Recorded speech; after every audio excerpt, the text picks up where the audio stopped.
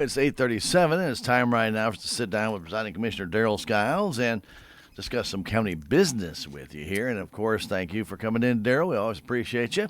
Good morning, Stan. April Fool's Day. Yeah, I didn't hear any Folks. turkeys gobbling yet this morning. They were too cold. Yeah. They were all huddled up. Yeah.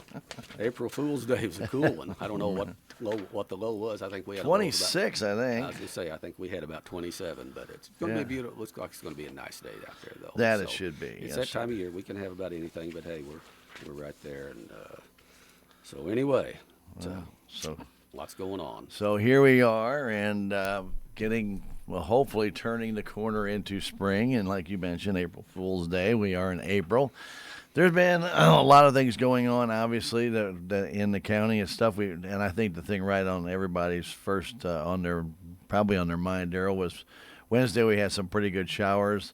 A lot of things. This is always the time when you see all the debris. It seems like all the winter debris somehow finds its way onto county bridges and things of that nature, and they get clogged up a little bit, but also a little bit of washouting and stuff. But the guys are going to be back on edge as soon as possible. But there was that week in there that, my goodness gracious, I think grading was being done on as many roads as possible that the road crews can do, and they really went at it hard. A lot of grading got done, a lot of material put down, so forth. So it's all good. And the crews, they're always working on trying to have culverts cleaned out so that they can handle material. But as you say, all through the winter, all the leaves accumulate, and trees. And there's always trees and limbs fall, and some of that stuff washes down.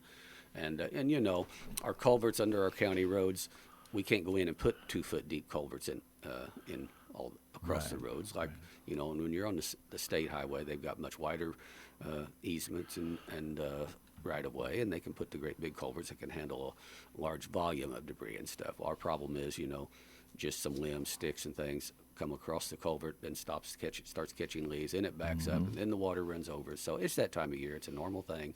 Happens all the time, every year.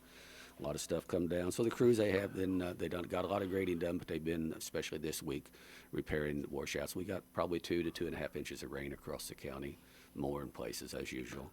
But they've done a lot of repairing of the washouts, cleaning out culverts, been replacing some culverts as well, so forth and so on. And we also run into problems even where there's a driveway culvert. The driveway culverts are basically the landowner's responsibility there. We'll put them in for those landowners. They pay for the culverts, we'll put them in. But that's another instance where if those culverts stop up, the water can't go through the culvert, so then the water goes around the culvert or across the road and creates washouts. So it's just a usual deal, and that's what we deal with. And so, especially when you get your first really big rain, it gets the creeks up about bank full and washes down all the stuff out of the woods and the valleys and things. We're talking about April showers, Darrell, and I think we got them in March instead of that. So April. So hopefully we'll get dried a little bit. Along with sleet and snow yesterday afternoon. We got a little bit of everything yesterday, didn't we? We had our Wednesday, I should say. One thing about living in Dent County, you'll get variety. If variety is the spice of life, well, then Dent County's just filled with spice. And I love it, though. There you go. I did want to mention, since we were talking about the roads, the road rally roads that they did use, they went over them with not a lot of damage to those roads anyway, but another very successful road rally again in Dent County. It was. I don't know if everybody listening was up on 4th Street the day of the big morning of the Park Expose a week ago, but from looks of it, it looks like about everybody that could even be listening was probably up there. It was a huge crowd up on the street, and I was there and I went and talked to a lot of the racers and things, and they all talked about how much they love. And these are people from all over the United States, even out of state or across in other parts of the world. They come here, and all of the racers and their crews talk about how much they love coming to Dent County. They said that just the atmosphere and how much they appreciate the welcome they get and the people. I mean, there's people up and down the streets, and you walk around the area where everybody's parked that's come in for the Park Expose, come in for the rally. And a matter of fact, I think every room was probably taken here in town for several days there in the rally. We had people they ended up having to go to Rolla.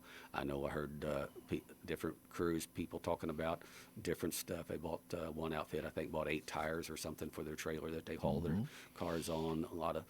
It just creates a lot of economic activity there for that week there, which is just a great plus for our region. I mean, you know, there's tire shops that are doing business, the various auto parts stores, the restaurants are busy and full. But anyway, they all talked about how much they enjoyed it, how much they appreciate the reception coming here, and how much they just really appreciate the public's reception to them and going up and down and visiting. I got a chance to visit with Vivian Campbell with the Def Leppard band, and you know, and we were visiting, and he's just been doing rally racing for a couple of years, and he shared with me, man, he said he because of the pandemic, you know, things kind of slowed down, and he was at home. He lives in New Hampshire, I think it is, and he said, you know, he seen there was someplace close where he lived that he could, and it was somebody who does a road rally racing school, right? Yeah, and they've got a bunch of roads, you know, that they get people and they teach them how to drive, you know. And he goes, man, this was absolutely the coolest thing he'd ever done in his life was, you know, flying down this gravel simulated road rally course. The road is drifting around them corners, and he said it's just the most fun he's ever had doing anything, you know. And so I put my arms around his shoulder and I said, listen, I grew up 12 miles west of town on a gravel road. I said, we've been driving like this since we were 8 years old. Just please don't tell law enforcement. So I probably shouldn't share too much here. But anyway. Well, I don't think they can go back on speeding tickets that far. It's a good thing. Yeah, we'd all be in trouble. Yeah, we probably would be. Yeah. You know, but one of the neat things about it is, and I know they all love the area. I'm sure Ken Block does not like our wildlife He right doesn't now. like our deer too much. Yeah. Chalk up one more guy who wants to talk to the conservation department about our deer population. Yeah, of all things, huh? Yeah. And that's something he had the race easily in hand.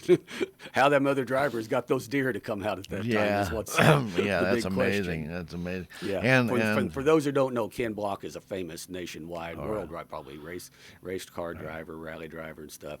He loves coming here too. What do you have, a new $900,000 car? Oh yeah, it was a new prototype. Premier in this thing. I mean, and he was just blowing the race away. Had it easily in hand, and a little group of deer, I guess, come out from the side of the road on the last leg, and took him out. And so I think he finished in second. He did finish in second, which is amazing. Wasn't he like 14 or 17 seconds ahead at that? Oh no, he was 50 seconds ahead, and he ended up 14 seconds behind. Oh, that's what it was. Yeah. Yeah. So he lost. But he hit a deer and only lost 1 minute. Yep. Isn't that amazing? But still, you know, that's pretty crazy. Fortunate that it didn't turn out worse than it was as far as no injuries or anything like that. But yeah, anyway, the road and bridge crews though, when the rally's over, they go down and hit the roads where the rallies ran. Really no major damage or anything.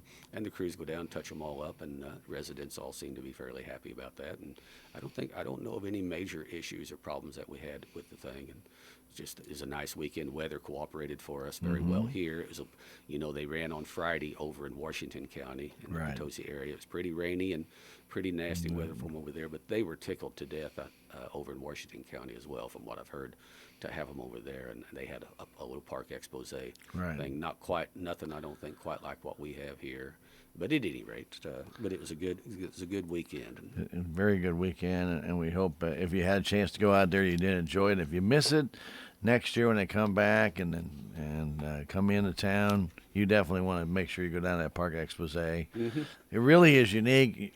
Talk to the drivers, talk to them about where they come from. You'll be amazed how many different states and they've driven in, and like Darrell said, a lot of them just love coming here because it's totally different than anything else they do. They have the snowdrift run in Michigan early, and sometimes they have ice, sometimes they have snow, sometimes they just have gravel roads, just like here. It just all depends.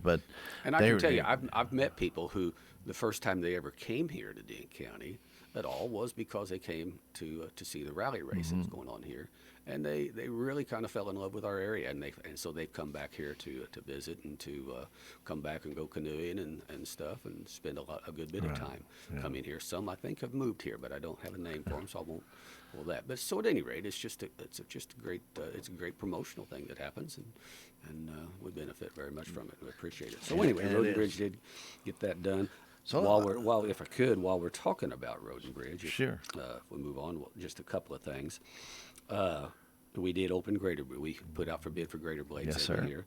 This was kind of one of the few good news things. Well, we got a few good news things on budget, Mm-hmm. but we budgeted I think about $10,000 to replace our grader blades supply. We did put out for bid. I think we had 4 or 5 bids. I forget how many exactly, 4. but they ran from $8,900 plus to $16,400. So we did take the $8,900 bid from Fabic Caterpillar, Fabic Cat up at Fenton, and of course some of the Fabic family actually own some Property property down there. right here in Yeah, Dent County. they So do. it's always kind of nice when you can do business with folks who are also taxpayers. So we appreciate that. We had another local entity here that submitted a bid, very close second bid, but at any rate, we did take that bid. I do want to mention here, I've had people ask about, and on the ballot coming up, I was going to mention here the election coming up this Tuesday, April 5th. One of the things on the ballot is the county road and bridge 1/4 cent sales tax That's on the right. ballot. That was first passed in 2015. We did at that time put a 7-year sunset on it because we wanted for citizens to be able to see what it was being used for. And I hope folks have seen and understand. We've done an immense amount of chip and seal with that, done a lot of work on some low water crossings, different things like that. Actually, the road and bridge sales tax right now makes up about 24% of our regular revenues that comes in for. Our revenues for road and bridge consist basically of the road and bridge sales tax, CART funding, tax. and we'll talk about that in a second, and then local property tax. With the road and bridge sales tax in place, it allows us to keep. We don't have any control over the CART funding. Right. We do have somewhat over the road and bridge property tax. It allows us to keep that road and bridge property tax down there as low as we can. Nobody likes property taxes, or at least I don't. I don't know of anybody that does. If you do, boy, I got to hand it to you. But at any rate, and I'm not saying I'm sitting here. I'm just trying to give you the facts. If it wouldn't pass, then there will have to be some pretty drastic cuts, and that's what we're going to do. Matter of fact, we haven't put out yet for bids for this year for chip and seal. We got quite a bit we want to do, probably $250,000. I forget how much we budgeted, but we will have to look at it because there's just no way we can go ahead and do. The current road and bridge sales tax ends the end of September, and so. With passage of it, it will allow it to continue. So that is it. It's not a new tax. It's just a continuation of existing 1/4 cent sales Right. tax that we have. So that's what's up on that. So I hope folks will turn out and vote. Right. It's very important. And one of the things when you start talking about bids for chip and seal, Darrell, is going to be the price of oil with that. Oh, my. Because look at what it is right now. And, the county, a couple of years back, I think with COVID, boy, they got a really good bid that came out of Springfield. I think it shocked everybody how Yes, it good did. that bid was. It's going to But shock us again, I'm afraid. Well, I know, but the price of gas at that time was Uh-huh. about $1.68 or something Yeah. of that nature. Well, you put $2 more onto that, plus, and then you're going to add the availability of oil for that kind of deal. Well, I dare not even guess what that cost could be. And one thing, though, it's going to be a lot higher, and there's going to be a lot less roads done because they're just not going to be available Yeah. with the funds to pay for it. Well, and the fact is the amount that we budgeted just for gas and diesel for road and bridge, which is actually one of our major expenses, of course. Sure. Them road graders don't run on fumes. Yeah. They're not solar. And, I think we talked about at the last one. Our last bid we put out for diesel was for $3, just a little less than $3.80, and last April it was just a little over $1.90, almost double, just for the diesel, Yeah. and to operate the graders and the equipment, but basically the road grader. So everything, as everybody else knows, and people listening know, everything is so much higher than what it was, with fuel being a real driving force on that, and especially diesel. I just know, why is diesel $1 a gallon higher than gasoline? There's something wrong with this whole picture, but especially for the deal of diesel to be that much higher, because when it's that much higher, then that's that much more cost for every single thing you see at a store. It all gets there by truck Oh, somehow, gosh, yes. some way, besides the cost for us running equipment. The increased cost for farmers, but the increased cost of getting products delivered is coming by truck, and them trucks are diesel. And they can say what they want about electric, but this deal with electric isn't going to work very well for a long time It yet. won't work on graders for a very long time. The grader won't work on electric for very long. No.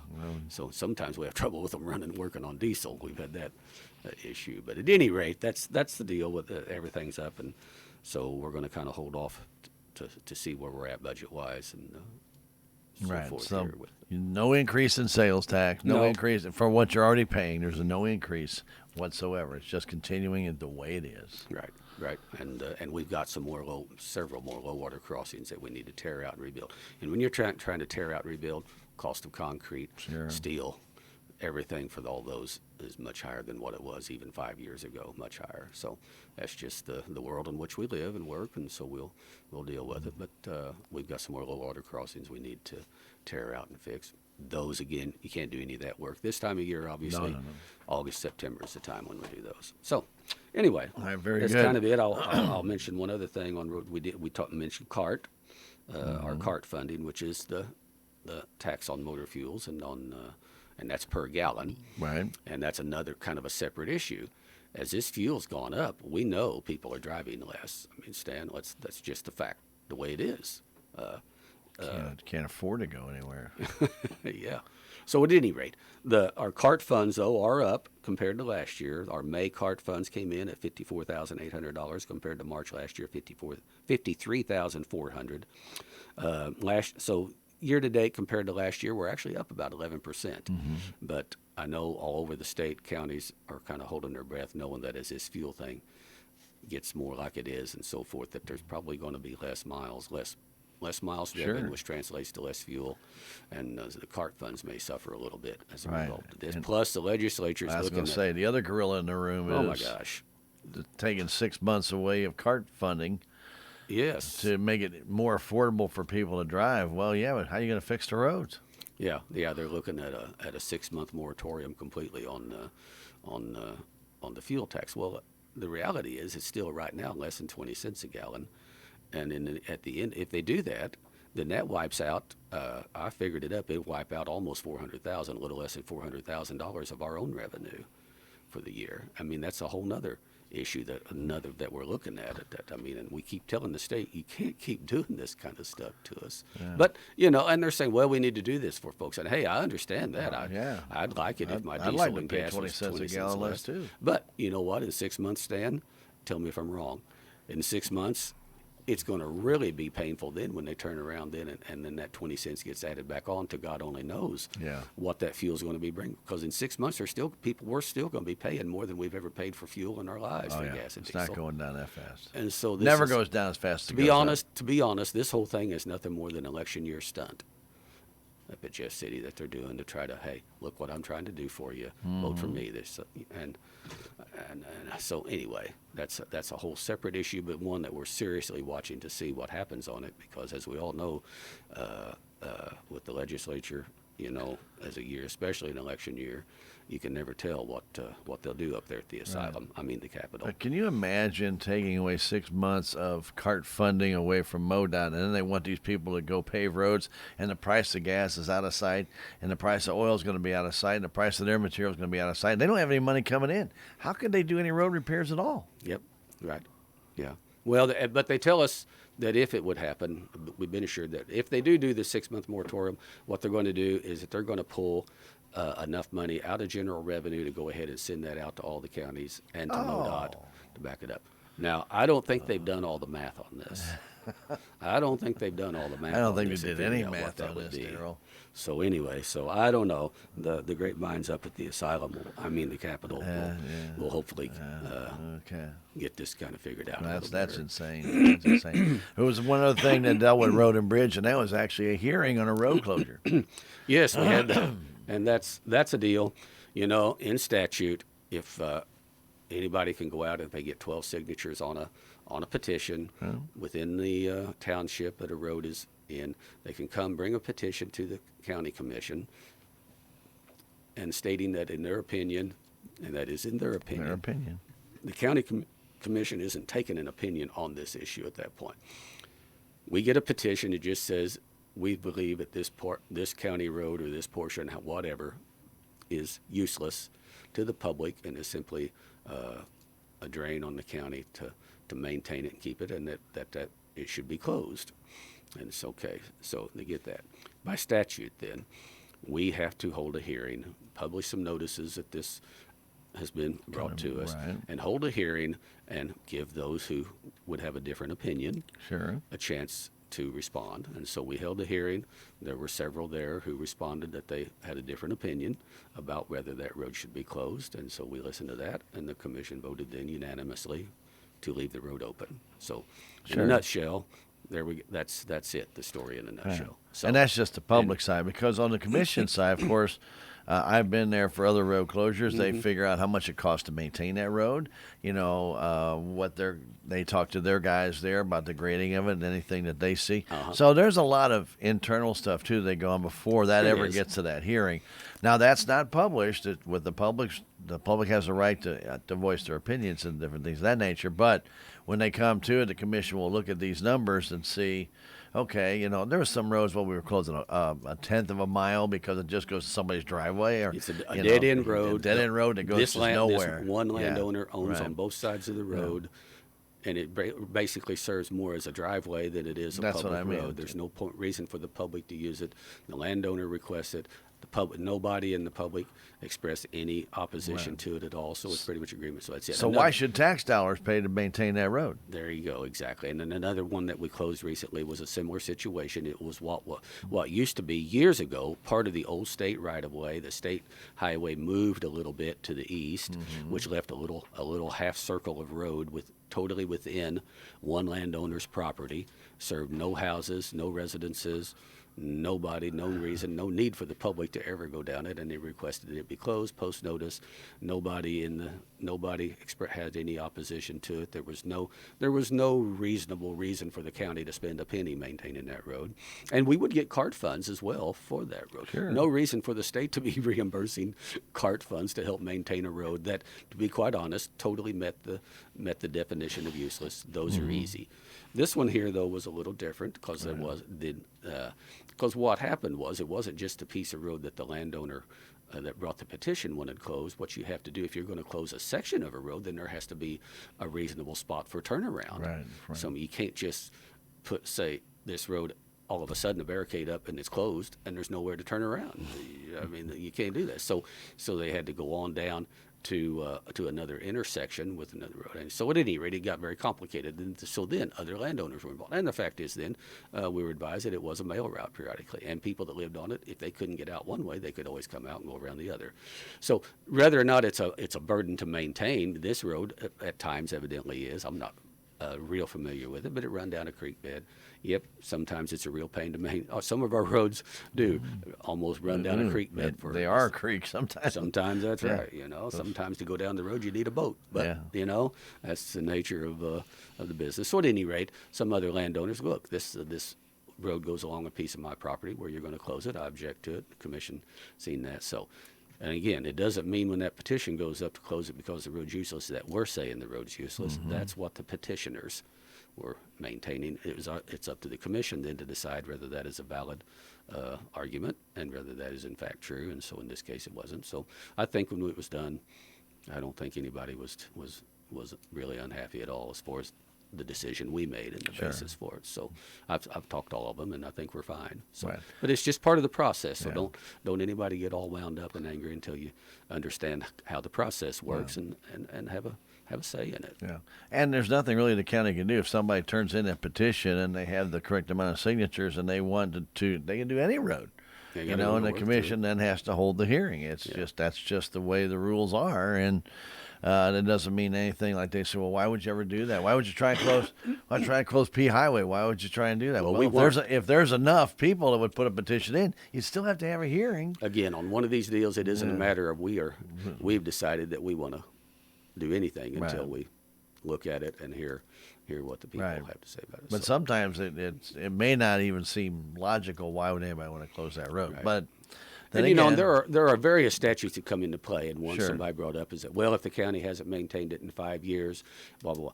It doesn't mean that we can't close a road only if we haven't maintained it in 5 years. Because quite frankly, about any road that is, quote, a county road, I can't imagine that there be one out there that we haven't maintained for 5 years. But it's kind of an old statute. But I mean, it comes in play. If there would be one that we haven't maintained in 5 years and nobody drives down it, that would be another argument for one side or the other to say. That's true.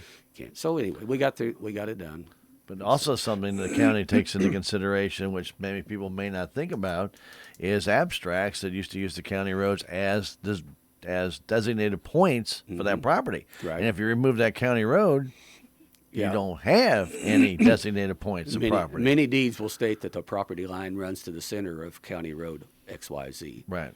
And yeah, so that does that's a good point. And then you take that out, and all of a sudden, there is no county road there. Yep. Well, there was. Well, Yep. there isn't now, so the abstract has to be updated. That costs money, Yep. So anyway, But that's In why they the do end- title insurance anymore. in the end, we voted leave it alone. Exactly. So So- no damage done there. Yep. I don't know. I'm pretty well done with the road and bridge part, but do want to go to something a little bit different that unless you have something you One want more to jump thing on. Road and Bridge is we Okay. are seeking bids for culverts. That's the next Oh, thing. yes. Okay. And we Okay. will, those bids are due back in by 10 o'clock this coming Thursday.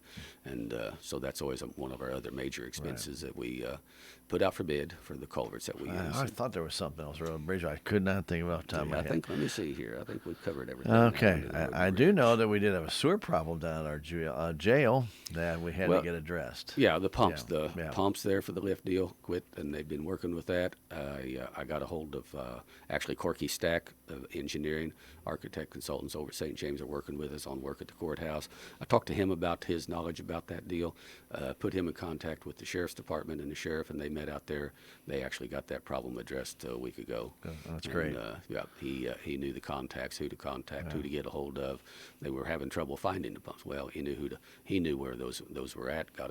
Got an entity, got them in there, got them in, so that problem was taken care of. Good to know the right people, right? Yeah, they've been working a wall and around with this thing, fighting it. So I was glad I could get a hold of Corky and say, "What do you know about this?" And as we visited, I said, "Obviously you're the man." So got him in contact with the sheriff. They met over there, and he knew very well what needed to be done, and that was.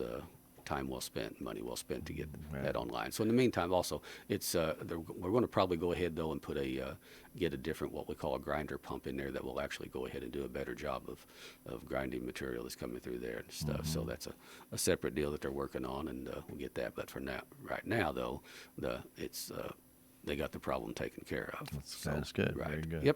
Yep. New logo for our division of the Tourism Tax Commission logo to keep in vogue with everything else that Right. changed. That tourism tax logo was kind of outdated, and so Economic Development Director Sally Burbridge made a presentation to the commission. Yes, she did, and Gary Larson as well. Gary Larson, Commissioner Larson, serves as the county's representative on the tourism board. So I believe it was at the was it at the Monday meeting last Monday? 24th. Maybe Thursday. Anyway, they brought to us that the tourism committee was wanting to update the logo and to make the new logo more in line with the city of Salem's logo, Catch Right. the Wave, And the county's and logo. the county's logo that's on the website. If you go, so we did approve that. So all advertising that is paid for, and that's been the policy in the past. Any advertising that is paid for by the Dent County tourism tax, must have that logo printed on it somewhere visible. So anyway, we got that approved and done, and glad to get that That's a done. very nice logo. Yeah. They Yep. did a really good Yep. job with that. Really Yep. good job. So I always like to see that Anyway. kind of stuff. Well, I know But that. What else would you like to talk about? well, one big thing that we done yesterday, and was there. We've all been seeing and hearing. The hospital, our local hospital, Salem Memorial District Hospitals, has run into some financial problem. I mean, it's tough. I mean, and this isn't unusual. The hospitals all over the country have run into problems here in the last few years, especially small community hospitals. And it's devastating for a community to lose their hospitals, and we obviously wouldn't want that to happen.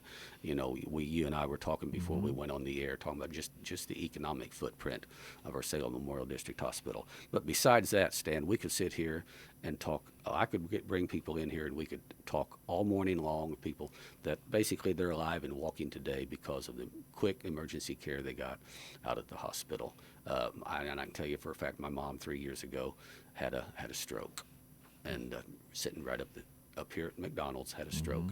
Ambulance got her, and due to the excellent care she received immediately out at the emergency room before they sent her on then to St. Louis to the hospitals, she's alive and well. I'll have breakfast with her here after a while. And then just last year, actually, she developed deep pain in one leg, went out to the hospital, and they examined and found the major arteries blocked in her legs, clots, and gave her the proper, she received the proper medications at that time right then, and then loaded in the ambulance, or actually loaded in the helicopter, flown to Columbia and spent a week up there. But it was because of the excellent work that was done right out here that once she got to Columbia, the problem was getting better, despite what the doctors thought. That actually doctors, as I was going to Columbia, were telling me I needed to be ready to give them permission to take her leg off. And they were amazed, though, by a few hours later, that situation was much better. Circulation was back. And they credited that, a good bit of that, one of the doctors, that she was fortunate that she was able to get some quick care as quick as she did on that. Right. We got other people that can come in with similar stories, heart attacks. We had an incident, I understand, here recently of a person being injured with a huge 12 or 14-inch cut in their leg, and had to receive quick emergency care. We got the long-term care facility where we've got family members in the long-term care facility right here close to home receiving excellent care. We got our dialysis unit. They're back in the lab. You know, for a while the lab was shut down, but they're back in the lab business, and they can do this. They'll be fully operational by the end of this month. So yeah, absolutely all I the testing. I had a lady in the car with me who became very sick, and I had to stop at the hospital. They got her in, and it was addressed in the emergency room, admitted for a few days, and determined what the situation was right there and right then, and received. As I said, we could go on and on. Sure. So at any rate, but they are in need of. They've just got some different things hitting. One of the things was at just the electrical transformer. And when we say that, people think of intercounty and the transformers hanging out on the poles. The hospital itself has its own big transformer, of course, that divides the power and so on. But at any rate, the one they have is very old, and going to cost probably somewhere in the neighborhood of $150,000, $175,000, a little more to get it in. If the one they have would go down, as I understand it, then the hospital will be shut down probably for a minimum of 2 weeks. And if it would go down, just right now. Anything that was even happening, say right in the middle of a dialysis procedure, right in the middle of anything or going surgery on. or something. What about all the people in the long-term care? It would go down, and they would be totally without power then for a period of a couple of weeks or more. Devastating.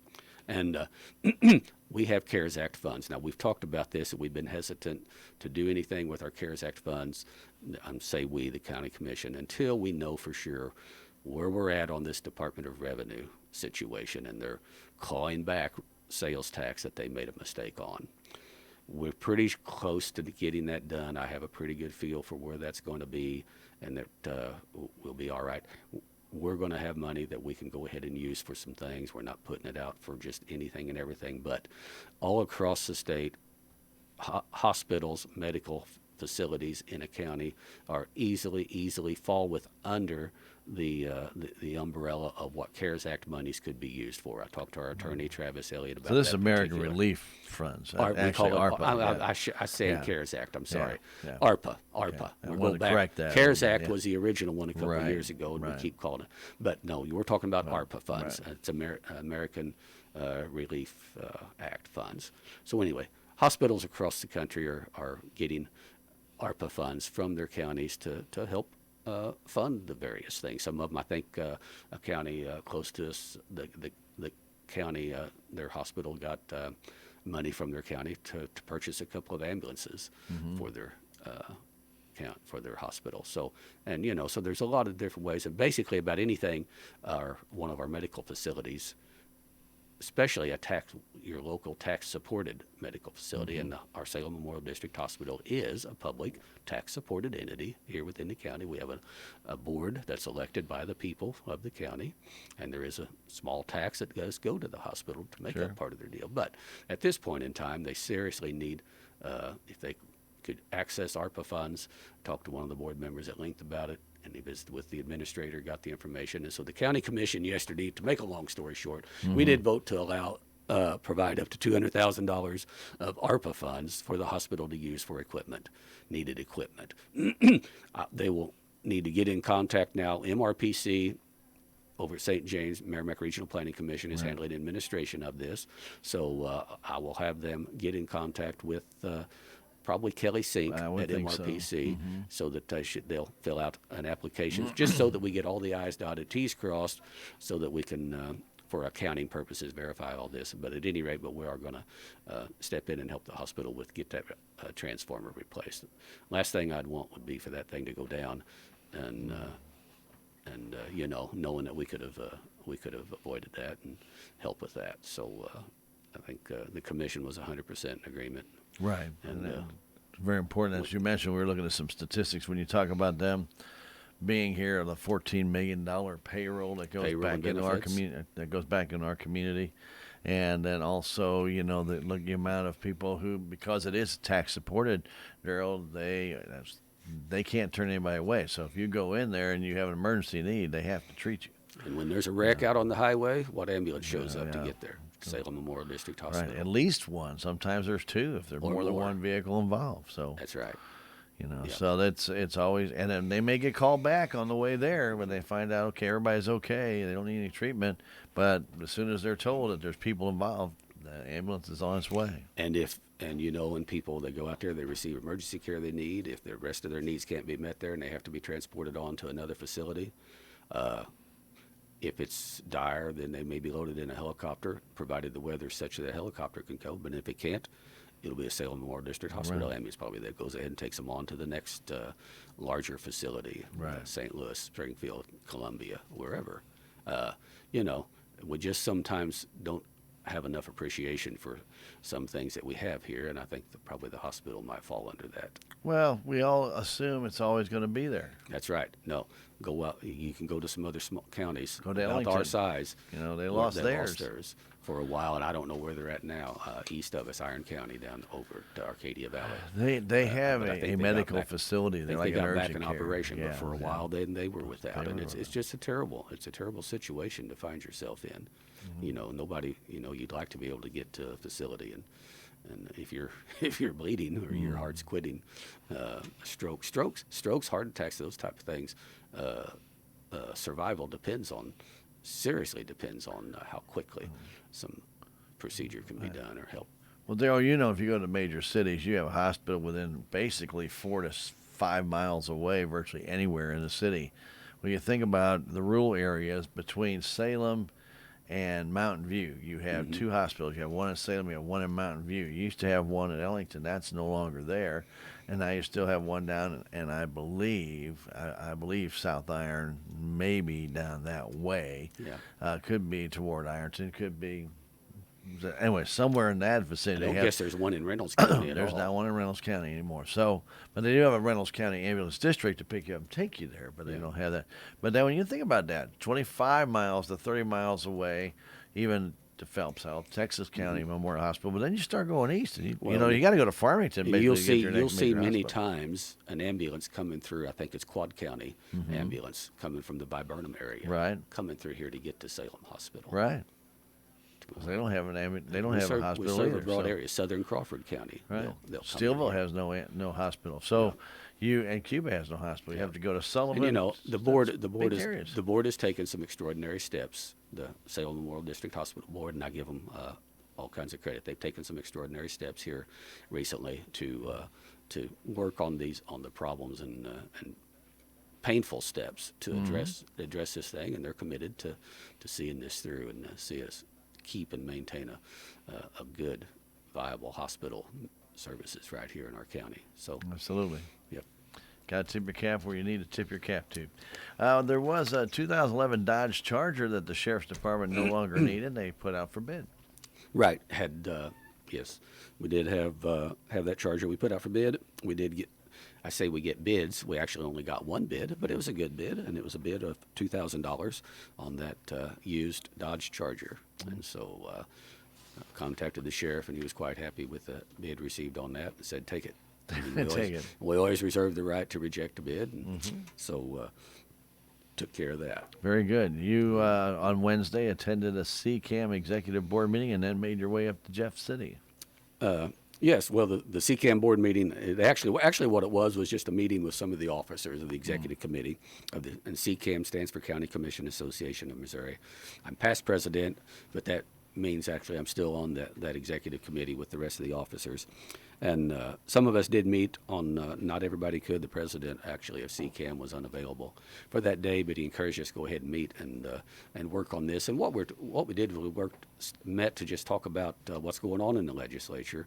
But specifically, what we were talking about was the fact that counties, we just keep absorbing more and more and more as time goes on, more and more and more unfunded mandates.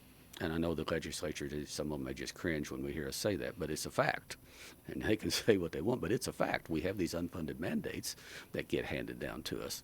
And, even things as simple that most people don't even hear or understand, guardian ad litem cost, where the courts appoint an attorney to represent this individual or that one. And then it falls in, and not necessarily this is separate from the public defender system, but it more often comes into play in the juvenile system, where the court appoints an attorney to represent this individual or this person or whatever, but that falls on the county then to fund, and it's gotten to be increasingly. There's a lot of different costs coming through the courts that get handed down to the counties to take care of, even through the juvenile system changes in recent laws, where they changed the age of what qualifies as a juvenile or an adult up to 18, versus what it used to be. So we end up absorbing some more cost there too as well. So there's a lot of just different things. Even the jail per diem reimbursement stuff has nowhere began to even keep up with the increased cost of operating jails. Or when you have for some reason a conflict of whatever for holding a prisoner in your own jail, and it can be for whatever reason, just simply that it just can't be, and you have to pay another county to hold those prisoners. Well, then you're going to pay that county $45 to $55 a day to house your prisoner. And if that prisoner is found guilty on those state charges, and if then that prisoner then is sentenced to go to the Department of Corrections, then you may get back, depending on the sentencing, we may get back up to what the statute says, $37 a day. However, that is subject to annual appropriation, and right now, and I don't think it's ever been higher than $22 a day. Well, that doesn't begin to keep up with, obviously, if you're paying some facility to 45 or 50, and quite frankly, your cost of operating a jail, when you thrash it all out, you can't do it for $22 a day. But the state does this, and supposedly then they're reimbursed. So there's all of these things that keep adding up, all of these things. And we just wanted to visit about that and go up to the legislature, the officers, and sit down. And so there were 5 of us then went up. We met first down at the Missouri Association of Counties office to just get together and talk about how we might address this. We went up to the legislature then to visit with up to the Capitol to visit with some of our legislators, and it was a pretty nasty old day. We had to park over in the Madison Street parking garage and then walk 3 blocks in the rain to get there. So we were pretty rough looking, I guess, probably by the time we got up to the Capitol. Didn't bring enough umbrellas, but that's okay. So we went up though, but we had a real good visit, and we were able to visit. Oh my goodness. We visited with quite a few of our reps. Representative Copeland from here represents our county. Representative Benny Cook, Representative Darrell Atchison, Representative Kent Hayden from up at Aldrain County at Mexico, Missouri. Representative Berger from Scott County over in the southeast Missouri. He's actually a former county commissioner. Now I'm going to tell you, when you visit with him, he actually seen us visiting with some other legislators, and he went out of his way to come over and say, "Hey, how you doing? You know, it's good to see you." And he kind of grinned. He goes, "I need you guys up here helping me." and he kind of waved. He said, "They just don't understand." Yeah. And I said, "Well, no, they don't. They just don't understand that what they're doing, how it rolls downhill on top of us." But here's what went up there to talk to them about. Actually, last year in a Missouri Associated Counties legislative meeting that I was in, we had representatives from all the various offices there, and the representative from the Prosecuting Attorneys Association office, he made the comment, because we talked about all the office holders were complaining about all the extra costs and all the things that were happening. His comment then at that time was, the state really ought to be paying your prosecuting attorney salaries. It shouldn't even be on the county. The state pays the judges. It's part of the cost of operating the court system. The state pays the judges. The state pays, and many people may not realize this, the circuit clerk, Dent County circuit clerk, that salary and most of the staff is paid by the state because it's part of the cost of operating the court system. And so this gentleman mentioned, he said, the state ought to be picking up the cost for prosecuting attorneys in the state just the same. They're working for the state pretty much entirely. Well, it's always the charges are state versus state charges. Right. So they're representing the state anyway. They're always representing the state, and the state versus so and so. That's how it is. And so he made that, and so we've thought about it, and we say, if they would just do that. And I've talked to, there was the angst over the bill last year that raised the sheriff's salaries, but it raised the sheriff's salaries, but put 100% of the cost of those raises on the. We weren't opposed to the sheriffs getting a salary increase in any way at all. That nobody, I don't think of any commissioner, argued that the sheriffs shouldn't be making more money. They should. It's terrible what they made for what they are exposed to and have to be responsible for and do. Our angst was one day they presented it, no hearings, no information. They didn't put a penny into doing it. And again, they dumped another $20,000, $30,000, $40,000 a year additional costs on every county. Or more on some counties. Or more. Yeah. And we said, hold it. And to top it off, then they tied it to federal judges, and so now it's up to Congress. Every year, Congress raises the federal judges' salaries, and so basically they put Congress responsible for raising. Can you imagine what it's going to be after this inflation year? Yeah, we keep dealing with this. So our deal was, we said, you know what, if you could pick up this salary of this one office holder who basically does and works for the state all the time, all the angst over that one and all these goes away. We're good. We're fine, and all that. So anyway, but again, on that whole issue, it was all because we were opposed to Congress being the one now in charge of setting these and taking total control, local control away from it, and the fact that is another one of these unfunded mandates heaped down upon us. We're trying to operate within our budgets. We try to operate in a way that we can hopefully keep our local taxes as low as possible. And our legislators say, they want lower taxes, but they keep heaping more costs down on us. Well, they're going to have lower taxes when they give you the taxes. Right. They shove it off of the state's responsibility, shove it down on us. And what are we supposed to do? For a fact, Stan, we've tried to keep our general revenue property tax. For years we've had it at less than a third of what we could set it at, and a couple of years we were able to take it to zero. That's right. And we could, but as they keep shoving more and more things on us, or when they do things like the State Department of Revenue messes something up horribly and turns around and costs us $1 million or $2 million, I told our rep and some of the others up there one time, I said, we can deal with all the natural disasters, but these man-made disasters caused by the state are what are frustrating and difficult to contend with. So at any rate, we went up and we just talked to them about, one deal you could do to relieve us of some of this pressure of all these extra unfunded mandates is pick up the prosecuting attorney's salary, just like the representative from Prosecutors Association suggested even last year. And to be honest, the response from all of them was very positive. Well, actually, it made sense. But they'd have to get together. They need something. They need to know what is the total fiscal cost to the state and do it. And all we're working on. We, like I said, we visited with all of these, also along with Senator Esslinger, who represents the southern part of the area down here, Shannon County, and then points west. Senator Sandy Crawford, who is a major player in it. I wanted to get over to visit with Senator Brown, but we'll catch up with him probably next week, or no, on the 12th we'll be back up there. But at any rate, the response of all of them was actually they said they understood what was happening to us, and it was very positive. So it was a good afternoon. And one of the things you did explain, though, Darrell, was the state would pick up the salaries, the retirement, and the staff would still belong to the county, right? We told them, we said, look, we can continue. We'll have no problem picking up the cost of staffing the prosecutors. That's no problem, like we do already. Mm-hmm. We pay it all. If they'll just pick up the prosecutor's salary, we can go ahead and pick up the cost of staffing, even retirement. And the reason we threw that in retirement, as I explained, there's several counties that don't have a full-time prosecutor. There's somewhere around 75 or 80 prosecutors, and we're still trying to get this information together. We know there's 75 or 80 that are full-time, but there's still 20, 25, 30 or so that are part-time prosecutors. If you're a county, small county that doesn't need a full-time prosecutor, the retirement for that part-time prosecutor somewhere around $3,300, $3,400, $3,500 a year. If you have a full-time prosecutor, that retirement jumps up right now to $11,600 a year or so.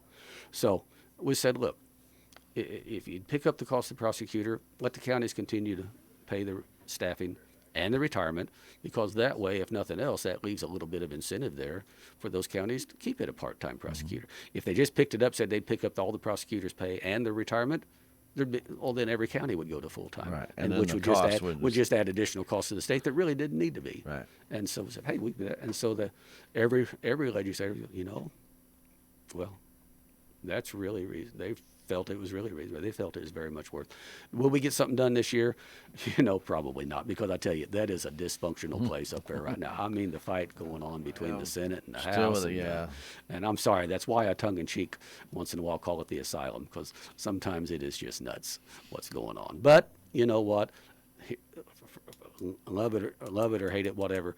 It's far better system than about any other system anywhere in the world, and at least we can still go up there and voice our deals. Get in there and visit with them. I mean, we were on the House floor, and our reps we visited with were watching what was going on. Discussion was going on about legislation, and so that's a whole nother interesting deal there we'll get into one of these days. What you can talk about and what you can't talk about while you're talking to a legislator on the floor is kind of an interesting deal. But at any rate, we were able to visit with a bunch of reps, some of our senators, and they all were very receptive and understood that what they do does roll right back down on us. So anyway, I was glad we could do that, because at some point you got to stop.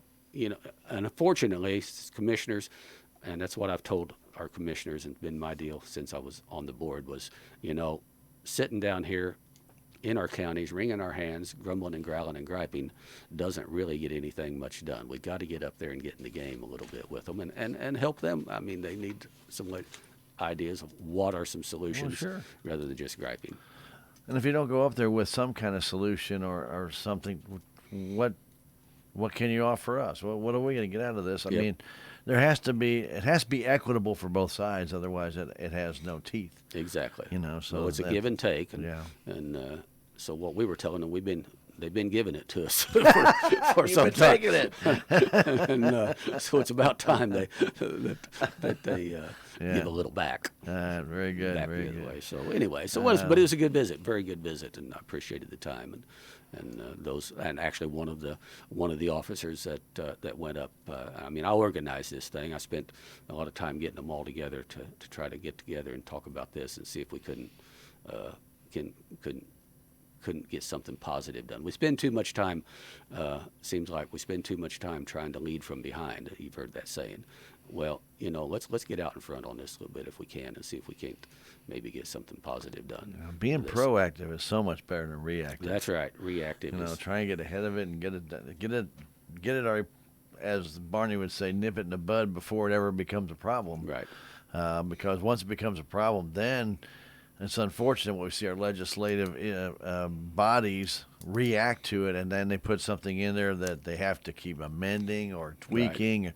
Because they didn't really think about all the different things it was going to affect when they passed it. And, And a lot of times it ends up going to court, and sometimes it gets thrown out. Thrown out as being unconstitutional, even though they passed it. Unfortunately, up there, they're like all. Sometimes they end up doing things by knee-jerk reaction. Mm-hmm. I think almost all the senators we talked to, and almost every rep, actually apologized to us for some of the things they had passed in recent times that they wish there'd been a little more time spent on researching the effects and some things. But it's already passed. It was already done. We said that. We said, all right, that's okay. Let's move on. Let's get some solutions because we didn't go up there to gripe about this or specific deal other than in its entirety. This is what's happening to us. Here we think is something you could do that could help with this. So. Very good, very good. Well, we do have an election coming up on Tuesday, Darrell. It's a municipal election. You already mentioned that there is a county sales tax issue on that. But for people who want to vote, the school board elections on the school board election, municipal City election Salem, for City of Mayor, Salem and Bunker Alderman. as well. Yes.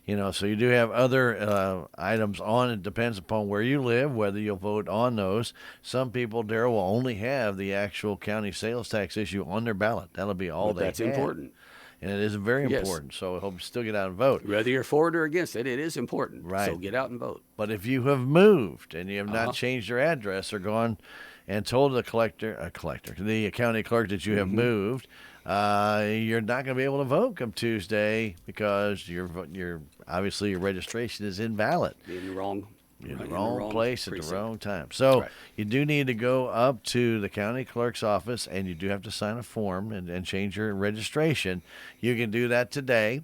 You can do it again tomorrow. They'll be there from 8 until noon, and you can vote absentee if you want as well. And then again on Monday, but you have to have it done by Monday at 5 o'clock. Yes. To vote Tuesday in your maybe normal place that you've always voted. But again, if you have moved, and it doesn't matter if you moved across the street or down the street, you may be in a different district. You may not know. You do need to do that. Check it out. Right. But vote. But vote. You have the opportunity to vote. Take advantage of it. Yep.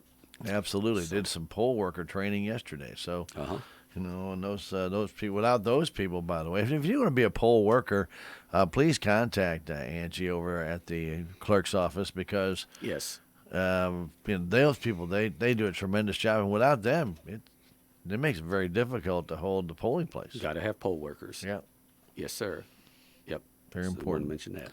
I do want to mention one other thing, unless you have something else. And got a couple of things. Okay, our Denton County Health Center administrator Zach Mosier came in, and speaking of elections, due to an oversight, they are going to have a vacancy on their board. The health department failed to get to the county clerk a notice of election, and directors re-election or election anyway, and put out notice, for people to file for it.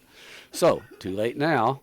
So they have a director whose term will be expiring. So Zach Mosier did come in to share with the commission that they did. Unfortunately, this happened. So looking at was going to be needing some help.